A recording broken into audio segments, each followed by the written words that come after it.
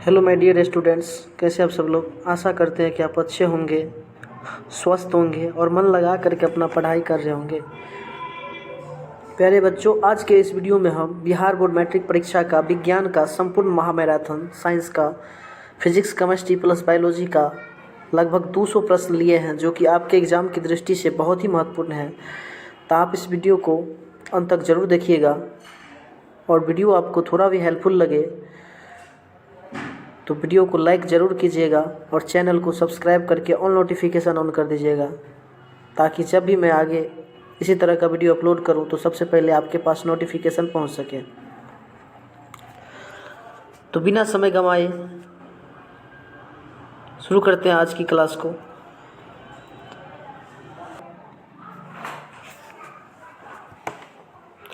तो चलिए, यहाँ से देख सकते हैं आपका पहला प्रश्न है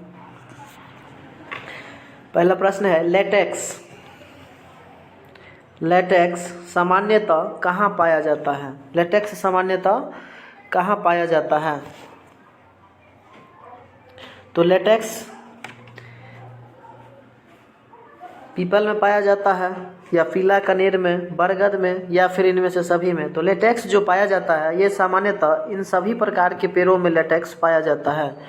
पीपल में, पीला कनेर में, बरगद में, अर्थात इन सभी में लेटेक्स जो है पाया जाता है। आपका नेक्स्ट प्रश्न है 2 नंबर, मानव मूत्र में यूरिया की प्रतिशत मात्रा होती है। तो मानव मूत्र में यूरिया का जो प्रतिशत मात्रा होती है वो होती है 2%। कितना प्रतिशत? 2%। नेक्स्ट प्रश्न है तीसरा आपका, कि भ्रूण का विकास होता है। तो भ्रूण का विकास जो होता है गर्भाशय में होता है। कहाँ होता है? गर्भाशय में होता है भ्रूण का विकास। आपका नेक्स्ट 4 नंबर क्वेश्चन है, निकट दृष्टि दोष में किस लेंस का प्रयोग किया जाता है। तो निकट दृष्टि दोष में जो प्रयोग किया जाता है अवतल लेंस का प्रयोग किया जाता है। किस लेंस का प्रयोग किया जाता है? अवतल लेंस का। अगला क्वेश्चन है, लेंस की क्षमता का मात्रक है। तो लेंस की क्षमता का ऐसा मात्रक होता है डायोप्टर। याद रखिएगा, लेंस की क्षमता का ऐसा मात्रक क्या होता है? डायोप्टर। नेक्स्ट क्वेश्चन है 6 नंबर आपका, कि 1 किलोवाट घंटा बराबर होता है। तो 1 किलोवाट घंटा बराबर होता है आपका 3.6 × 10 की पावर 6 जूल के। 1 किलोवाट घंटा कितने के बराबर होता है? तो 3.6 × 10 की पावर 6 जूल के बराबर होता है। नेक्स्ट प्रश्न है कि प्रकाश का चाल न्यूनतम होता है। प्रकाश का चाल न्यूनतम होता है। तो प्रकाश का चाल जो न्यूनतम होता है कांच में होता है। कहाँ होता है? कांच में प्रकाश का चाल न्यूनतम होता है। कांच में प्रकाश का चाल न्यूनतम होता है। आगे 8 नंबर प्रश्न है, निम्न में किस लेंस की फोकस दूरी धनात्मक होती है। किस लेंस की फोकस दूरी? तो उत्तल लेंस की फोकस दूरी धनात्मक होती है, जबकि अवतल लेंस का पूछे तो अवतल लेंस का फोकस दूरी ऋणात्मक होती है और उत्तल लेंस की धनात्मक। नेक्स्ट क्वेश्चन है 9 नंबर, कि आयोडीन को निम्नलिखित में से किस द्रव में घुलने से टिंक्चर आयोडीन बनता है। किस द्रव में को घुलने से टिंक्चर बनता है? तो इस प्रश्न का राइट जवाब हो जाएगा एथिल अल्कोहल में। एथिल अल्कोहल में जब आयोडीन को घोलेंगे तो टिंक्चर बनता है, टिंक्चर आयोडीन। अगला क्वेश्चन है 10 नंबर क्वेश्चन है, देखिएगा, डालडा में उपस्थित वसा अम्ल किस प्रकृति का होता है। तो डालडा में जो उपस्थित होता है वो संतृप्त प्रकृति का होता है। कैसा होता है? संतृप्त प्रकृति का। अगला है कि प्रोपेनॉल का क्रियाशील मूलक है। तो प्रोपेनॉल का जो क्रियाशील मूलक है डबल बॉन्ड C=O है। चलिए, अगला क्वेश्चन है कि इथिलीन है। इथिलीन क्या है? तो इथिलीन जो है एक प्रकार का ओलिफिन है। इथिलीन क्या है? एक प्रकार का ओलिफिन है। इथिलीन क्या है? ओलिफिन है। नेक्स्ट प्रश्न है, निम्नलिखित में कौन जीवाश्म ईंधन नहीं है। तो बायोगैस जो है आपका ये जीवाश्म ईंधन नहीं है, बाकी सब जीवाश्म ईंधन है। नेक्स्ट है, टिहरी बांध निर्माण का उद्देश्य क्या था। तो टिहरी बांध निर्माण का उद्देश्य था जल की आपूर्ति, भूमि सिंचाई, बिजली उत्पादन, अर्थात इनमें से सभी हो जाएगा राइट आंसर।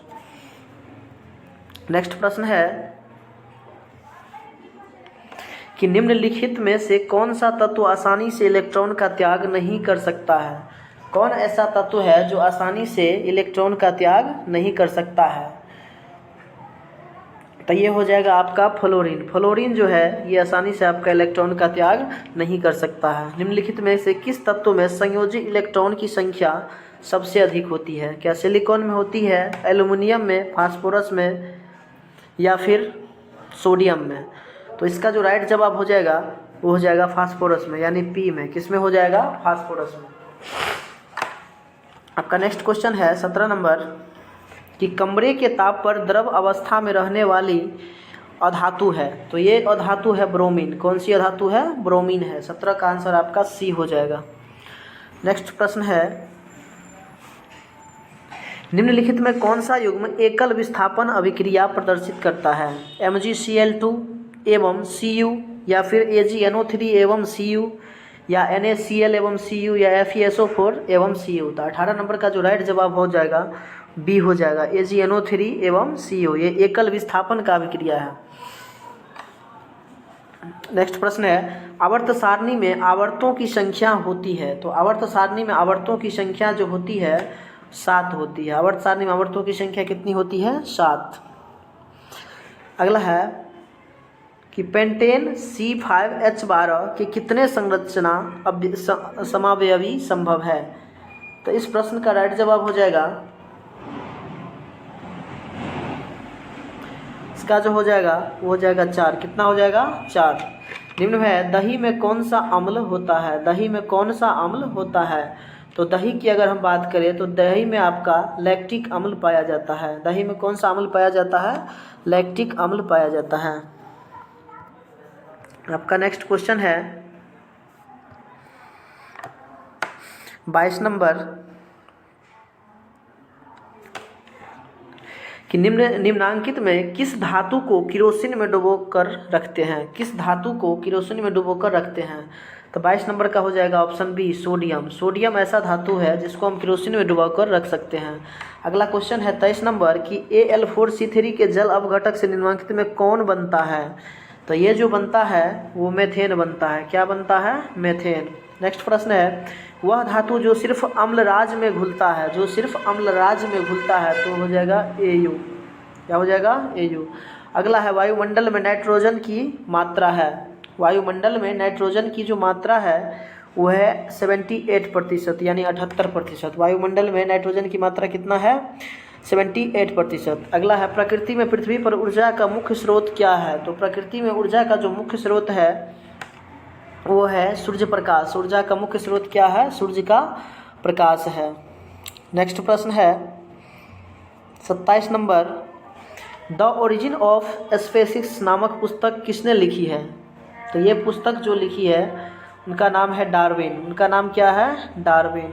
डार्विन साहब ने द ओरिजिन ऑफ स्पीसीज नामक पुस्तक लिखी है। अगला प्रश्न है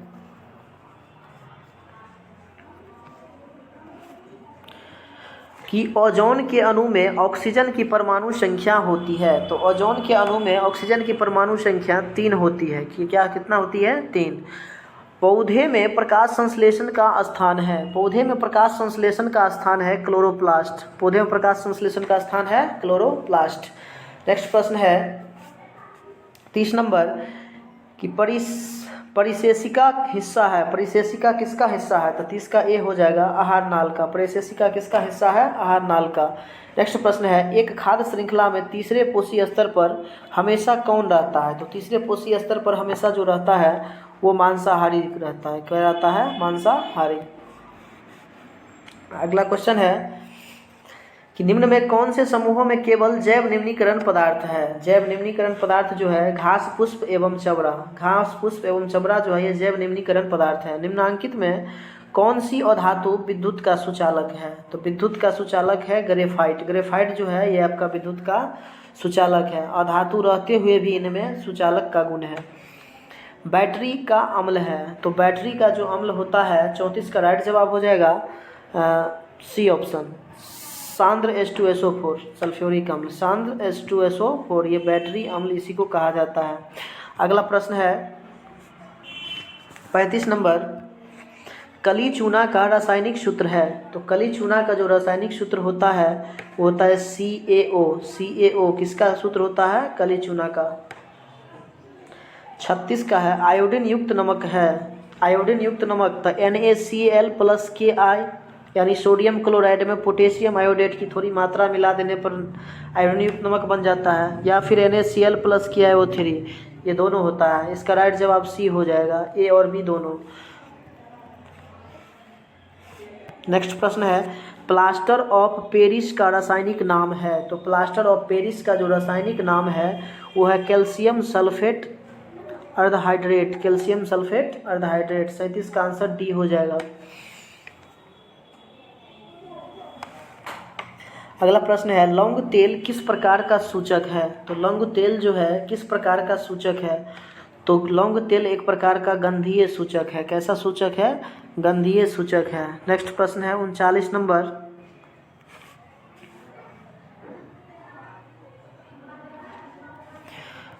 नंबर, प्रश्न है, घरेलू गैस एलपीजी का मुख्य अवयव है। तो घरेलू गैस एलपीजी का जो मुख्य अवयव है वो है ब्यूटेन। घरेलू गैस का मुख्य अवयव क्या है, ब्यूटेन। अगला है, अगला प्रश्न है C16 फ्लोरीन की आकृति निम्नलिखित में से किसके जैसी होती है। तो इस प्रश्न का राइट जवाब हो जाएगा फुटबॉल के जैसी। किसके जैसे, फुटबॉल के जैसे। अगला क्वेश्चन है, एक वयस्क मनुष्य में कितने दांत होते हैं। तो एक वयस्क मनुष्य में अगर हम दांत की बात करें तो 32 दांत होते हैं। दांत वही कितने प्रकार के होते हैं, तो 4 प्रकार के होते हैं। अगला प्रश्न है, मस्तिष्क उत्तरदायी है। मस्तिष्क किसके लिए उत्तरदायी है। तो इस प्रश्न का राइट जवाब हो जाएगा इनमें से सभी के लिए, इनमें से सभी के लिए। हृदय संपंदन के लिए, शारीरिक संतुलन के लिए, सोचने के लिए भी, इन सभी के लिए मस्तिष्क जो है उत्तरदायी है।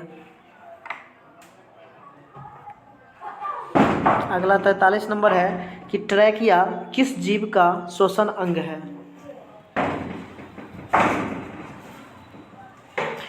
ट्रैकिया किस जीव का श्वसन अंग है। तो ट्रैकिया जो है ये हो जाएगा कॉकरोच का श्वसन अंग है। कॉकरोच का, तो ट्रैकिया जो है कॉकरोच का श्वसन अंग है।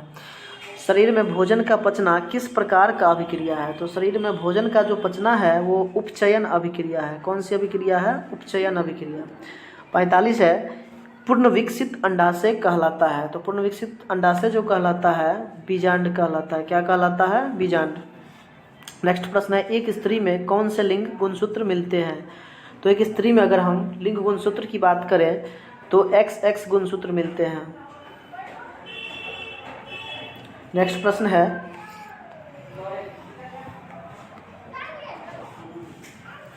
मृतजीवी का उदाहरण है।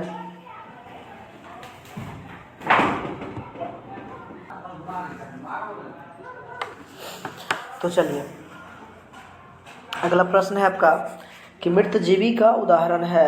तो मृतजीवी पोषण का जो उदाहरण है हो जाएगा गोबर छत्ता। मृतजीवी का उदाहरण कौन सा है, गोबर छत्ता।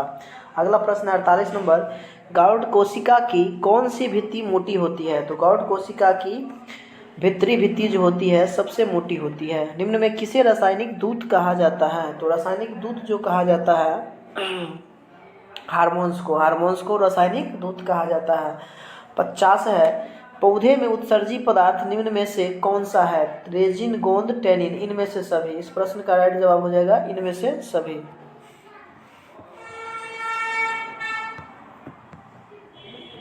अगला प्रश्न है कि मानव हृदय में कोष्ठों की संख्या होती है। मानव हृदय में कितने कोष्ठ होते हैं। तो मानव हृदय में हो जाएगा आपका 4। मानव हृदय में कितने कोष्ठ होते हैं, तो 4 कोष्ठ होते हैं। निम्न में कौन हेटेरोक्राइन ग्रंथि है। निम्न में कौन हेटेरोक्राइन ग्रंथि है। तो 52 का हो जाएगा सी ऑप्शन, वृषण। वृषण जो है ये आपका हेटेरोक्राइन ग्रंथि है। 53 है, पौधे में गैसों का आदान प्रदान होता है। तो पौधे में गैस का आदान प्रदान होता है रंध्र से। पौधे में गैस का आदान प्रदान किससे होता है, रंध्र से। नेक्स्ट प्रश्न, निम्नलिखित में कौन पुरुष हार्मोन है। तो पुरुष हार्मोन की अगर हम बात करें तो टेस्टोस्टेरोन जो है ये पुरुष हार्मोन है। टेस्टोस्टेरोन कैसा हार्मोन है, पुरुष हार्मोन है। अगला क्वेश्चन, किण्वन क्रिया पाई जाती है। किण्वन क्रिया कहाँ पाई जाती है। तो ईस्ट में पाई जाती है किण्वन क्रिया। प्रकाश संश्लेषण होता है। तो प्रकाश संश्लेषण जो होता है वो दिन में होता है, रात में प्रकाश संश्लेषण की क्रिया संभव नहीं है। 57 है, लेंस की आवर्धन का ऐसा मात्रक होता है, तो लेंस की आवर्धन की ऐसा मात्रक नहीं होता, ये मात्रक विहीन है। कैसा है? मात्रक विहीन है। अगला प्रश्न है आपका, किसी अंतरिक्ष यात्री को आकाश कैसा प्रतीत होता है? तो अंतरिक्ष यात्री को प्रकाश जो है हमेशा काला प्रतीत होता है। कैसा प्रतीत होता है? काला प्रतीत होता है। गोलीय दर्पण के परावर्तक पृष्ठ की वृत्ताकार सीमा रेखा का व्यास कहलाता है। तो ये सीमा रेखा का व्यास आपका गोलीय दर्पण का द्वारक कहलाता है। गोलीय दर्पण का क्या कहलाता है? द्वारक कहलाता है। अगला प्रश्न है, किस दर्पण में दूर की वस्तु का प्रतिबिंब सदैव सीधा बनता है? किस दर्पण में दूर का प्रतिबिंब सदैव कैसा बनता है? सीधा। तो हो जाएगा या तो समतल अथवा उत्तल, या तो समतल में बनता है या फिर उत्तल में बनता है। साइड का डी आंसर हो जाएगा। पूछेगा किस दर्पण में हमेशा आभासी प्रतिबिंब बनता है? तो आंसर हो जाएगा उत्तल दर्पण में। उत्तल दर्पण में सदैव हमेशा कैसा प्रतिबिंब बनता है? आभासी प्रतिबिंब बनता है। यहाँ पूछ रहा है कि किस दर्पण में दूर वस्तु का प्रतिबिंब सीधा बनता है सदैव? तो या तो समतल या उत्तल। ऑप्शन में समतल उत्तल रहेगा तो दोनों हो जाएगा, या सिर्फ उत्तल रहेगा तो उत्तल होगा, या समतल रहेगा सिर्फ तो समतल होगा, याद रखिएगा। नेक्स्ट प्रश्न है, अवतल दर्पण की फोकस दूरी होती है। तो अवतल दर्पण की जो फोकस दूरी होती है ऋणात्मक होती है। जब अवतल दर्पण की फोकस ऋणात्मक, जबकि उत्तल दर्पण की फोकस दूरी क्या होती है? धनात्मक। किस दर्पण से हमेशा वस्तु का छोटा प्रतिबिंब प्राप्त होता है? किस दर्पण से? तो इस प्रश्न का राइट जवाब हो जाएगा 62 का है। उत्तल दर्पण में हमेशा वस्तु का छोटा प्रतिबिंब होता है, जबकि बड़ा प्रतिबिंब पूछेगा कि किस दर्पण में बड़ा प्रतिबिंब बनता है, तब बताना है कि अवतल दर्पण में सबसे बड़ा प्रतिबिंब बनता है। प्रकाश का प्राथमिक वर्ण क्या है? तो प्रकाश का जो प्राथमिक वर्ण है नीला भी है, हरा भी है, लाल भी है, अर्थात इनमें से सभी। डी ऑप्शन करेक्ट हो जाएगा। नेक्स्ट है 64 नंबर, तारों का टिमटिमाना प्रकाश की किस घटना को दर्शाता है? तो तारों का टिमटिमाना जो है ये प्रकाश के अपवर्तन के कारण होता है। प्रकाश के अपवर्तन के कारण होता है। 65 नंबर है, ईंधन है। तो ईंधन जो है, ईंधन एक प्रकार का सीएनजी है, एलपीजी है, लकड़ी है, अर्थात इनमें से सभी। इनमें से सभी। जीवाश्म ईंधन का उदाहरण है। जीवाश्म ईंधन का उदाहरण है पेट्रोलियम और कोयला, अर्थात ए और बी दोनों। ए और बी दोनों हो जाएगा इसका राइट जवाब। नेक्स्ट प्रश्न है 67 नंबर, अमोनियम क्लोराइड का जलीय विलयन होता है। तो अमोनियम क्लोराइड का जलीय विलयन अम्लीय होता है। वही अम्लीय विलयन का पीएच मान पूछे तो 7 से कम हो जाएगा। अम्लीय विलयन का पीएच मान 7 से कम। क्षारीय विलयन का पूछे तो 7 से अधिक। और उदासीन विलयन का पूछे पीएच मान, तो उदासीन विलयन का पीएच मान हो जाता है 7 के बराबर। 7 के बराबर। अम्लीय का होता है 7 से कम, और वो क्षारीय का होता है 7 से अधिक। तो अमोनियम क्लोराइड का जलीय विलयन जो होता है कैसा होता है? अम्लीय। चलिए 68 नंबर प्रश्न है, एथेन का आणविक सूत्र C2H6 है। इनमें संयोजक बंधनों की संख्या कितनी होती है? तो इसमें जो संयोजक की संख्या होती है, संयोजक बंधन की, वो 7। कितना? 7। शल्य चिकित्सा में टूटी हड्डियों को जोड़ने में प्रयुक्त होने वाला रासायनिक पदार्थ कौन सा है? तो ये है आपका प्लास्टर ऑफ पेरिस, जिसका उपयोग टूटी फूटी हड्डियों को जोड़ने में तथा मूर्ति आदि में बनाने में किया जाता है। ठीक है, 69 का आंसर सी हो जाएगा। चलिए नेक्स्ट क्वेश्चन 70 नंबर। 70 में पूछा है किस पीएच मान वाला विलयन सबसे अधिक अम्लीय होगा? तो सबसे अधिक अम्लीय कौन होगा? जिसका पीएच मान 7 से कम होगा। तो 7 से कम में सबसे ज़्यादा कम किसका है? 1 है ना। तो इसका सबसे ज़्यादा पीएच मान सबसे ज़्यादा अधिक हो जाएगा अम्लीय, और 7 से अधिक होगा तो क्षारीय हो जाएगा। 7 के बराबर हो जाएगा तो उदासीन हो जाएगा। अगला प्रश्न है 71 नंबर,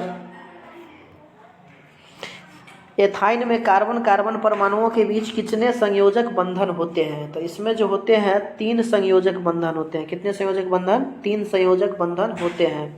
अगला है क्यूपाइराइट निम्नांकित में किस धातु का अयस्क है? तो क्यूपाइराइट जो है वो Cu का अयस्क है। नेक्स्ट प्रश्न है 73 नंबर, कि किसी विद्युत बल्ब का अनुतांक 220 वोल्ट तथा 100 वाट है, जब इसे 110 वोल्ट पर प्रचालित करते हैं तो इसके द्वारा उपयुक्त शक्ति होगी, तो इसके द्वारा जो उपयुक्त शक्ति होगी वो होगा 25 वाट। कितना हो जाएगा? 25 वाट बनाइएगा तो इसको 25 वाट आएगा आंसर।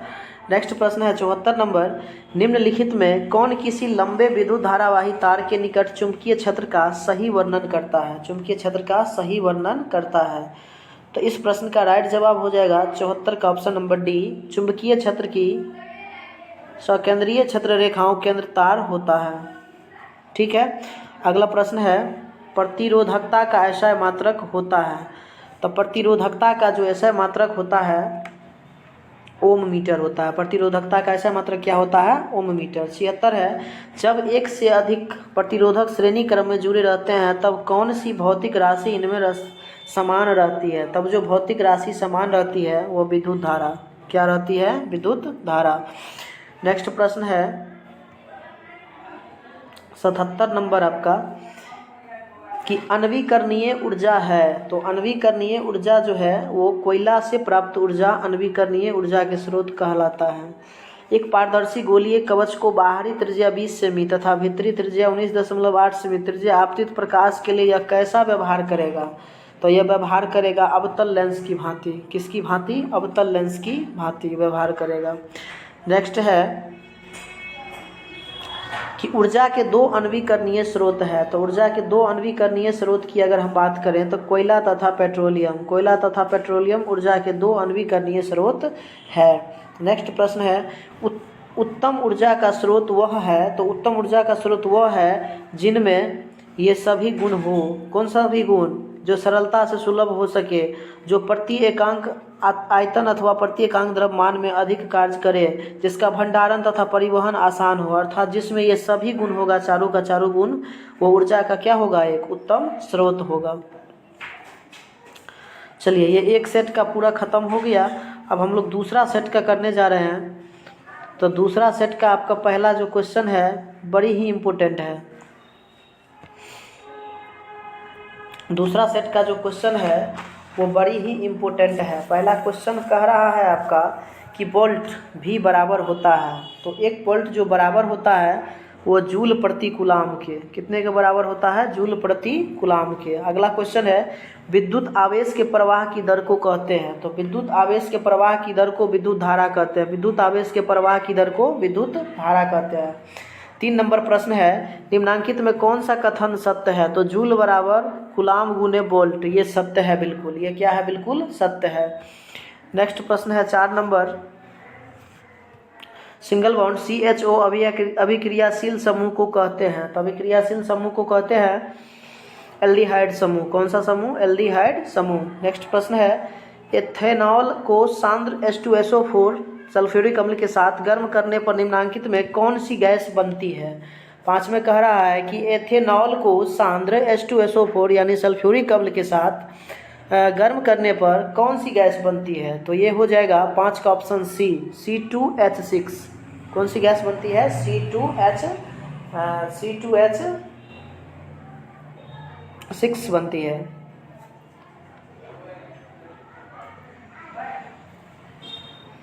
नेक्स्ट प्रश्न है आपका, जिंक ब्लेड निम्नांकित में किस धातु का अयस्क है? तो जिंक ब्लेड किस धातु का अयस्क है? तो जिंक ब्लेड जिंक का ही अयस्क है। 6 का ऑप्शन बी हो जाएगा। 7 नंबर है, आवर्त सारणी के किसी आवर्त के तत्वों में कौन सा गुण समान होता है? कौन सा गुण समान होता है? तो कक्षों की संख्या जो होता है बिल्कुल समान होता है। नेक्स्ट प्रश्न है, अभिक्रिया CaO प्लस H2O मिलके बनता है CaOH का होल 2। किस प्रकार की अभिक्रिया है? तो देखिए, जब दो तत्व मिलके किसी एक तत्व का निर्माण करे तो समझ जाना है कि कौन सा अभिक्रिया हो रहा है? संयोजन अभिक्रिया हो रहा है। यानी दो मिल करके एक हो रहा है तो समझ जाना है कि दो के मिलने से एक बन रहा है। तो कौन अभिक्रिया? संयोजन। और जब इसको उल्टा कर देंगे यही प्रक्रिया, अगर 1 से 2 हो जाएगा बिछोड़ के, तो उसी का उल्टा कौन अभिक्रिया हो जाता है? वियोजन अभिक्रिया। अगला क्वेश्चन है, मेंडल ने अपने अनुवांशिक प्रयोग हेतु किस पौधे का प्रयोग किया था? तो मेंडल ने किया था मटर के पौधे पर प्रयोग किया था, इसी कारण से मेंडल को आनुवंशिकता का पिता भी कहा जाता है। 10 नंबर क्वेश्चन है अगला कि किस प्रकार के श्वसन से अधिक ऊर्जा मुक्त होती है। किस प्रकार के श्वसन से, तो वायवीय श्वसन से सबसे अधिक ऊर्जा मुक्त होती है। नेक्स्ट प्रश्न है 11 नंबर, मानव में नर जनन ग्रंथि कहलाता है। तो मानव में जो नर जनन ग्रंथि कहलाता है वृषण कहलाता है। क्या कहलाता है? वृषण। जीवन की एक महत्वपूर्ण विशेषता क्या है? तो जीवन की एक महत्वपूर्ण विशेषता है वृद्धि। जीवन की एक महत्वपूर्ण विशेषता क्या है? वृद्धि। स्वपोषी पोषण होता है किसमें? पौधों में, कवक में, कुछ प्रोटिस्टा और प्रोकैरियोट्स में, ए और सी दोनों में। कौन सा ऑप्शन हो जाएगा? 13 का हो जाएगा पौधे में। स्वपोषी पोषण किस में होता है? पौधा में ही ना होता है। नेक्स्ट प्रश्न है ग्लाइकोलाइसिस होता है। तो ग्लाइकोलाइसिस जो होता है कोशिका द्रव में होता है। किस में होता है? कोशिका द्रव में। तंत्रिका तंत्र की संरचना एवं कार्यात्मक इकाई को क्या कहते हैं? तो तंत्रिका तंत्र की संरचना एवं क्रियात्मक इकाई को कहते हैं न्यूरॉन। क्या कहते हैं? न्यूरॉन। कौन सा एंजाइम वसा पर क्रिया करता है? कौन सा एंजाइम वसा पर क्रिया करता है? तो लाइफेज जो है ये वसा पर क्रिया करता है। आवर्त सारणी के प्रथम आवर्त में तत्व की संख्या है। 17 नंबर का राइट जवाब हो जाएगा 2। तत्वों की संख्या कितनी है? 2। निम्नलिखित में किसमें इलेक्ट्रॉन को बाहर निकालना सबसे आसान होता है? तो सबसे आसान जो होता है एम। इससे बाहर निकालना इलेक्ट्रॉन को सबसे आसान होता है। अगला प्रश्न है द्वितीय आवर्त में तत्व के लिए कौन सा सेल बाह्यतम सेल है? तो द्वितीय आवर्त में तत्वों के लिए कौन सा सेल बाह्यतम सेल है? तो इस प्रश्न का राइट जवाब हो जाएगा एल सेल। कौन सा सेल? L cell. अगला प्रश्न है संतृप्त हाइड्रोकार्बन श्रेणी के सदस्यों को कहा जाता है। तो 20 का राइट जवाब हो जाएगा सी ऑप्शन, एल्केन। कौन हो जाएगा? एल्केन। 21 है मेंडलीव द्वारा छोड़े गए आवर्त सारणी के रिक्त स्थानों के बाद में निम्नलिखित में कौन सा तत्व स्थापित किया गया? तो ये हो जाएगा गैलियम। कौन हो जाएगा? गैलियम। और सारणी के प्रत्येक आवर्त का अंतिम सदस्य होता है, इसका हो जाएगा एक निष्क्रिय गैस होता है। क्या होता है? एक निष्क्रिय गैस होता है। 23 नंबर प्रश्न है किसी तत्व में 2 सेल हैं और दोनों ही इलेक्ट्रॉन से पूर्णतः भरे हुए हैं, वह तत्व कैसा है? तो वह तत्व आपका नियोन है। कौन सा तत्व है? नियोन। 24 नंबर प्रश्न है निम्नलिखित में कौन सबसे अधिक क्रियाशील हैलोजन है? तो सबसे क्रियाशील हैलोजन एफ है। सबसे अधिक क्रियाशील क्या है? फ्लोरीन है, यानी एफ है। अगला प्रश्न है 25 नंबर, पौधे में जनन अंग कहाँ पाए जाते हैं? पौधे में जनन अंग कहाँ पाए जाते हैं?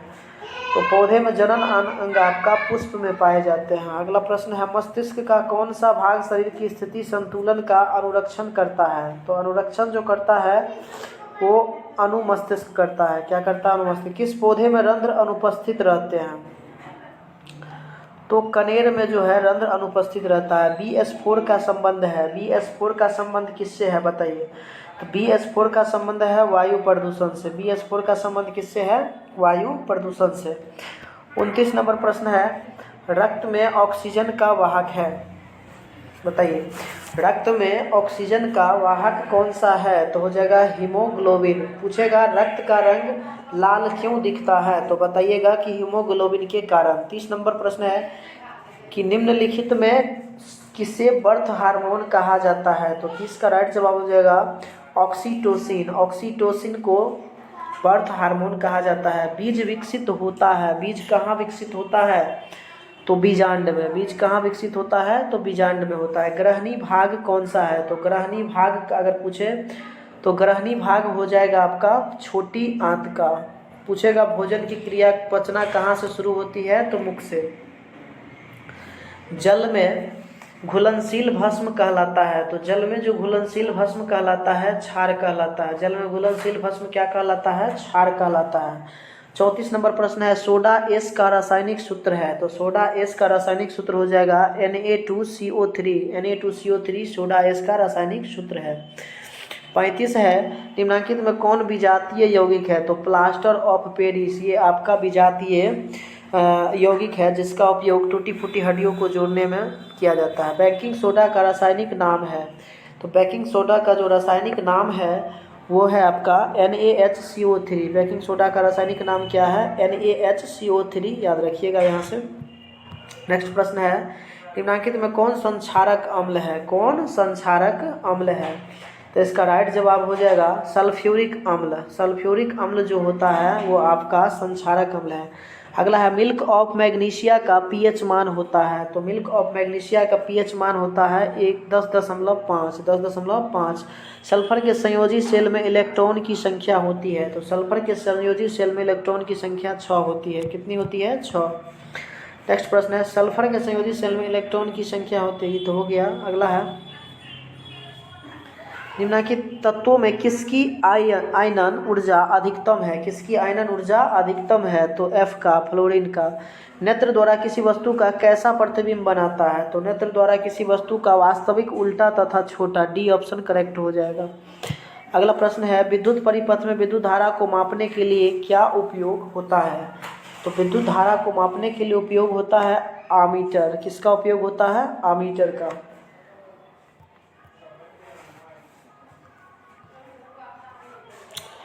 नेक्स्ट प्रश्न है, निम्नलिखित में कौन विद्युत शक्ति को निरूपित नहीं करता है? कौन विद्युत शक्ति को निरूपित नहीं करता है? तो IR² ये आपका विद्युत शक्ति को निरूपित नहीं करता है। 44 नंबर, किसी वस्तु का वास्तविक प्रतिबिंब कौन बना सकता है? तो वास्तविक प्रतिबिंब हमेशा उत्तल लेंस बना सकता है, वास्तविक प्रतिबिंब।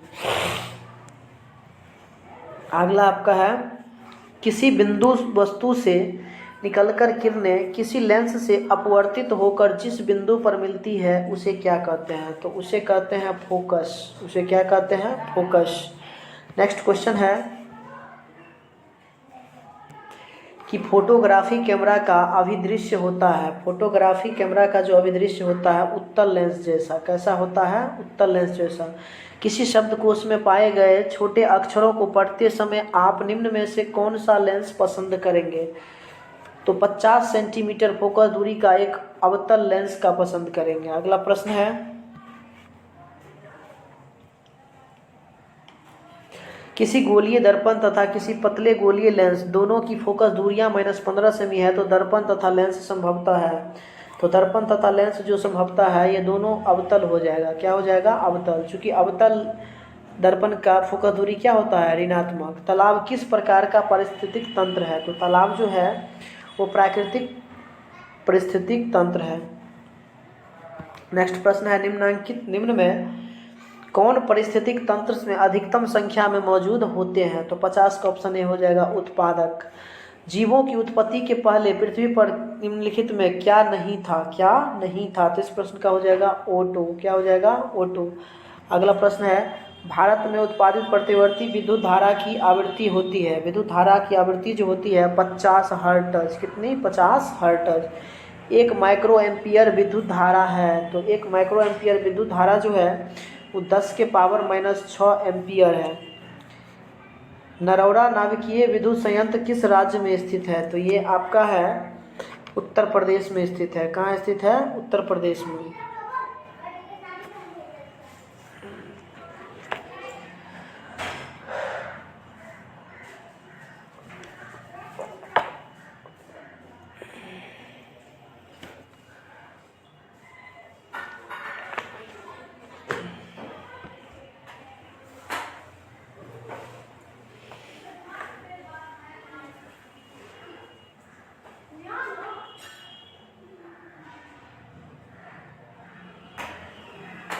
चलिए नेक्स्ट 55 नंबर है, स्पेक्ट्रम प्राप्त करने के लिए किसका उपयोग होता है? तो स्पेक्ट्रम प्राप्त करने के लिए प्रिज्म का उपयोग होता है। किसका उपयोग होता है? प्रिज्म का। नेक्स्ट प्रश्न है 56 नंबर कि उत्तल लेंस द्वारा आवर्धित काल्पनिक प्रतिबिंब तब बनता है जब वस्तु रहती है। जब वस्तु कहाँ रहती है? फोकस और लेंस के बीच में रहती है। कॉपर ल्यूटियम में स्रावित हार्मोन है। कॉपर ल्यूटियम में स्रावित हार्मोन जो है वो हो जाएगा एस्ट्रोजेन। एस्ट्रोजेन।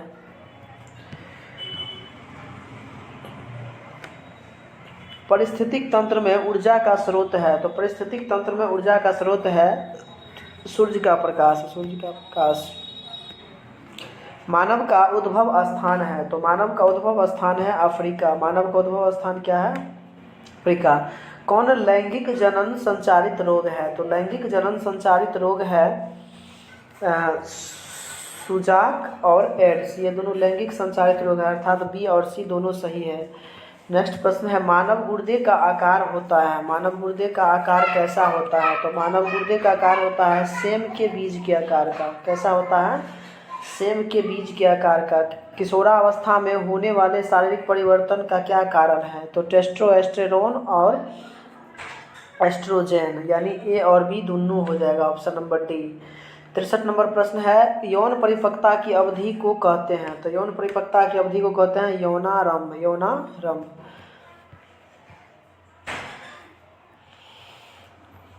अगला है, ओजोन परत का ह्रास मुख्यतः किसके द्वारा होता है? तो ओजोन परत का जो ह्रास होता है वो CFC क्लोरोफ्लोरोकार्बन के माध्यम से। अगला क्वेश्चन है, निम्नलिखित में कौन सा मात्रक W के बराबर होता है, यानी वाट के बराबर होता है? तो इसका हो जाएगा जूल प्रति सेकंड, JS के। विद्युत हीटर के तार की कुंडली बनी होती है, तो ये बनी होती है नैक्रोम के तार की, नैक्रोम के तार की। वही क्वेश्चन पूछे, विद्युत बल्ब में कौन सी गैस भरी जाती है? तो निष्क्रिय।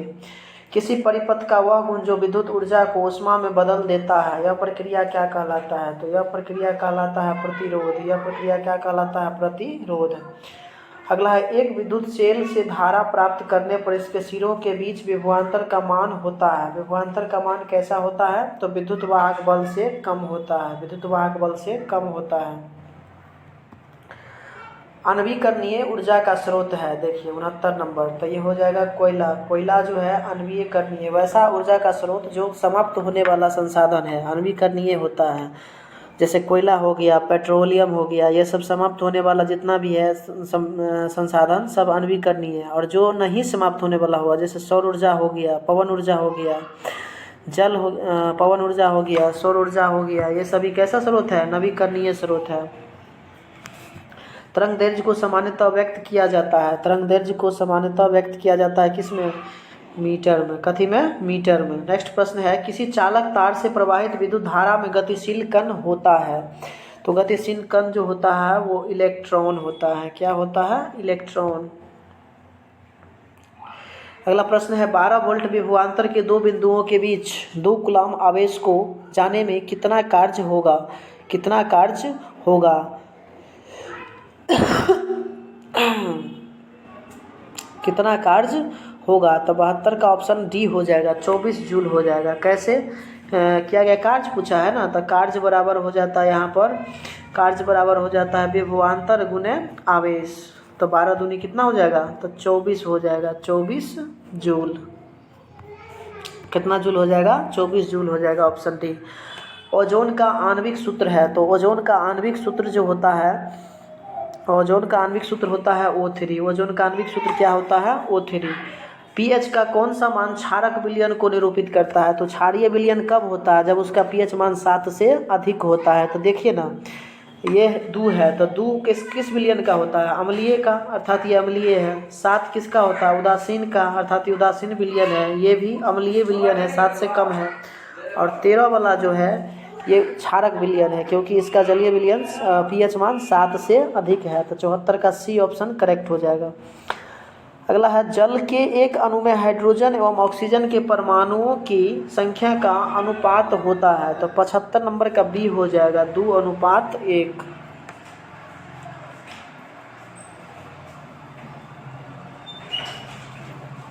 अगला 76, निम्नांकित संकेतों द्वारा व्यक्त तत्वों में कौन सा धातु है? तो 76 का राइट जवाब हो जाएगा 12B12, 24B12। अगला है, अम्लीय ऑक्साइड के विलयन का pH मान। अम्लीय ऑक्साइड का pH मान कैसा होता है? 7 से कम। तो इसमें 7 से कम कौन है? डी में 4 नंबर 4 है। अगला है 78, सबसे कठोर प्राकृतिक पदार्थ कौन सा है? तो सबसे कठोर प्राकृतिक पदार्थ हीरा होता है। कौन सा? हीरा। सिल्वर आयोडाइड का रंग कैसा होता है? तो सिल्वर आयोडाइड का रंग होता है आपका पीला। सिल्वर आयोडाइड का रंग कैसा होता है? पीला। 80 है, श्वसन किस प्रकार की रासायनिक अभिक्रिया है? तो श्वसन आपका जो है ऊष्माक्षेपी अभिक्रिया है। कैसी अभिक्रिया है? ऊष्माक्षेपी अभिक्रिया है। तो चलिए प्यारे बच्चों, आज की वीडियो में इतना ही। तब तक के लिए मिलते हैं एक नेक्स्ट वीडियो के साथ। तब तक के लिए जय हिंद, जय भारत। और कमेंट में अपना विचार ज़रूर लिखिएगा कि यह वीडियो आपको कैसा लगा और किस टॉपिक पर, किस सब्जेक्ट पर आपको अगला वीडियो चाहिए, वो कमेंट में लिखिएगा। हम उस टॉपिक पे, उस सब्जेक्ट का वीडियो बना देंगे।